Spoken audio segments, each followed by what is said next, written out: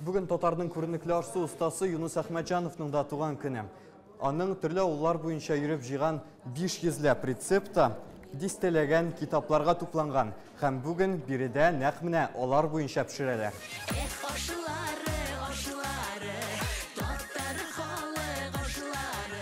Юнус Ахмеджанов исеме белән аталган кулинария студиясында аның рецепты буенча манты пешерделәр. Китапка да карап алалар. Монда яшь буын ашсыз усталарын Юнус Ахмеджанов хезмәтләренә таянып бирәтәләр. Юнус Ахмеджановның рецептлары тәмлерәк тә килеп чыга. И җайлырак та пешерергә.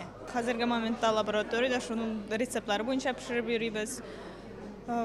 Өйдә дә кайбышак шуның буенча пешерәбез. Его профессионализм. Бабам үз эшенең чын остасы булган, ул җыеп калдырган иҗат җимешләре безнең өчен зур байлык. Юнус Ахмеджановның мәңгелек рецептларын белергә, хезмәтен дәвам итәргә кирәк дип уйлыйм. Остаханәдә 3 төрле манты пешерделәр. Иттән, кабактан һәм икесен бергә кушып. Әлеге ризыкны яшелчә белән әзерләүләре миллилегебезне күрсәтә дә инде дип белгечләр. Безнең Татарда кабак бик зур урын алып тора, чөнки ул пәйгамбәребезнең яраткан ризыгы булган. Һәм менә шушы без ашап карагач мантыйның эченнән дә барбер кабакны гына җитми икән дип утырабыз. Хәзер дә менә шушы безнең татар халык ашлары җыю дәвам итсен иде, рецептлар күбрәк керсен иде, һәм күбрәк без таратсак иде. Миштән чыгаргач ризыкны майларга да онытмаска кирәк, чөнки татар мантыйларының эшлеге дә, бизәлеше дә аны башка халыкларныкыннан аерып тора.